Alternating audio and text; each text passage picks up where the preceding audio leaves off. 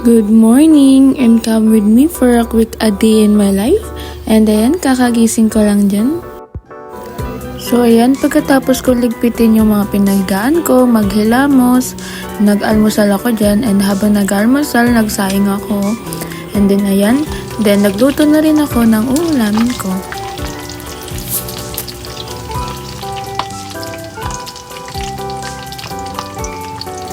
And guys, FYI, ganyan ako magluto kasi gusto ko talaga lunod siya sa mantika and gusto ko medyo sunog kasi mas nalalasap ko yung karne niya kasi puro taba to eh. So, mas nasasarapan ako sa luto ko.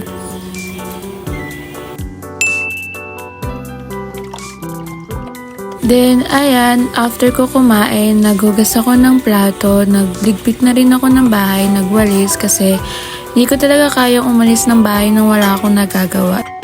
After ng lahat, naligo na ako, brush ng face. Then here, pinaplansya ko yung palda na gagamitin namin sa performance namin sa PE.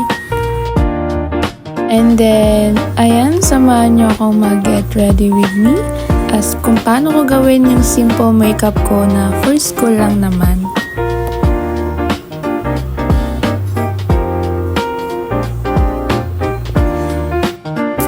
Tapos ayan guys, medyo stress na ako dyan kasi nagmamadali ako. Kasi after ng performance namin sa PE, pupunta ako sa concert ni Arthur Neri. Kasi alam nyo ba na matagal ko na pinapangarap na mag-concert siya dito sa Antipolo. Kaya nung natupad na siya, I'm very excited. Kaya very productive din tong araw na to.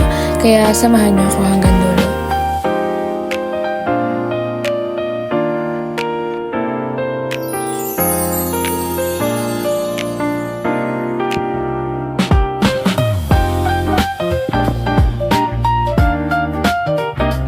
And then after ng lahat ng struggle and ng stress sa school, and dumiretso agad ako dito sa concert and napakaraming tao, buti natutunan ko pang sumingit.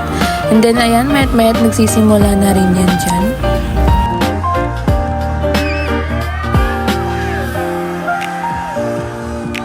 And then dito pagdating ng 6 PM, akala ko ready na, lalabas na si Arthur Neri. Pero ibang banda pala, Arthur Nene pala.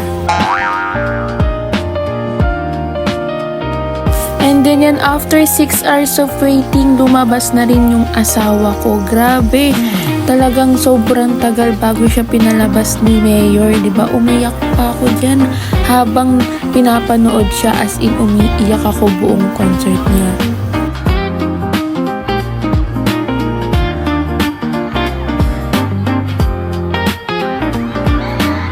Alam niyo ba, pagdating ko dyan sa Inare Center ng 5 PM, ang daming tao.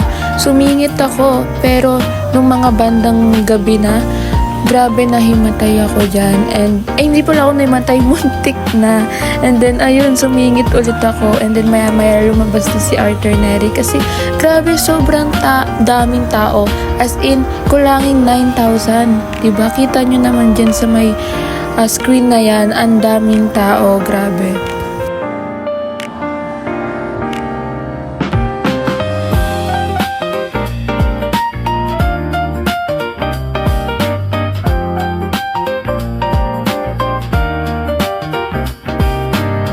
And then, after 20 minutes, tapos na agad yung Arthur Neri ko. Yan, nagbababoy na siya dyan. And then, after concert, dumiretso ako ng McDo. Kasama ko yung friend ko, kumain kami. So, ayun, paarte sa salamin.